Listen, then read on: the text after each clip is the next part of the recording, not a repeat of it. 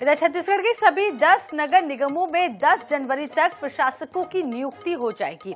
इन निगमों में कलेक्टर ही प्रशासक का काम संभालेंगे। सबसे पहले कल राजनांदगांव नगर निगम में प्रशासक नियुक्त होंगे और रायपुर में 6 जनवरी को बतौर प्रशासक कलेक्टर कामकाज संभालेंगे। अब पूरे मामले को लेकर सियासत भी तेज हो गई है। मुख्यमंत्री विष्णुदेव साय ने कहा है कि चुनाव टलेगा नहीं, डिले जरूर हुआ है, लेकिन इसलिए प्रशासक बैठाना पड़ रहा है।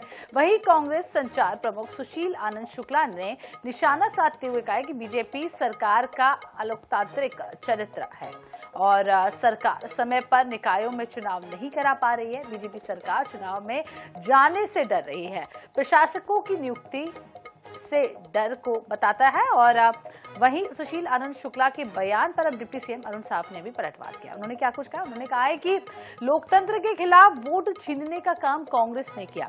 अप्रत्यक्ष प्रणाली से कांग्रेस ने निकायों के चुनाव कराए। हमारी सरकार प्रत्यक्ष प्रणाली से चुनाव कराएगी, जल्द चुनाव होंगे। टलेगा नहीं, थोड़ा सा डिले जरूर हुआ है, इसलिए प्रशासक बैठाना पड़ा है, लेकिन चुनाव होगा। भारतीय जनता पार्टी का यह अलोकतांत्रिक चरित्र है कि नगर निगमों में प्रशासकों की नियुक्ति की जा रही है।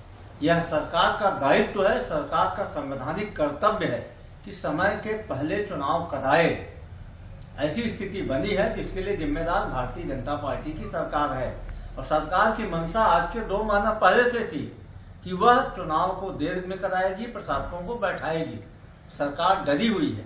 2 महीना पहले अध्यादेश ले आए थे। उस अध्यादेश के आधार पर इन्होंने विधानसभा में विधेयक भी पारित करवाया है जो महामहिम राज्यपाल के पास पड़ा हुआ है। तो भारतीय जनता पार्टी चुनाव में जाने से डर रही है। लोकतांत्रिक प्रक्रियाओं को बाधित करने के लिए उसने प्रशासक की नियुक्ति की है। कांग्रेस पार्टी इसकी कड़ी निंदा करती है।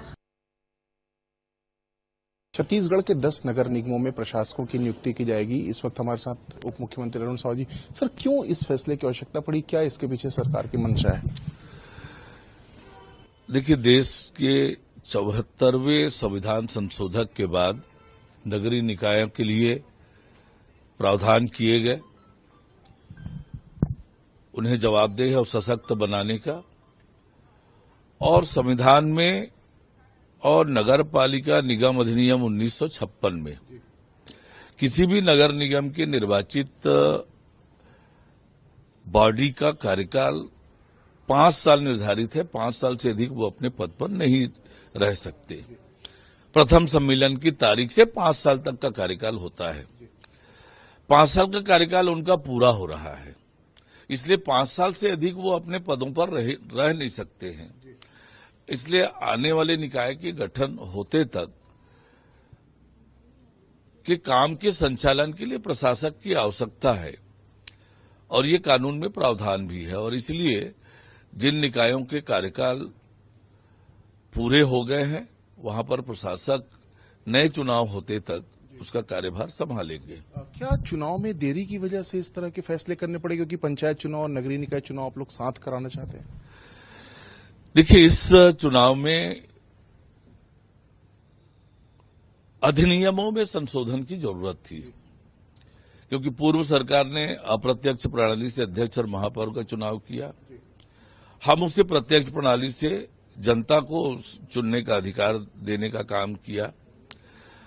अन्य पिछड़े वर्ग के आरक्षण के लिए सर्वोच्च न्यायालय के आदेश पर आयोग का गठन और आयोग की रिपोर्ट, इन सब कारणों से चुनाव कराने में स्वाभाविक रूप से थोड़ा विलंब हुआ है।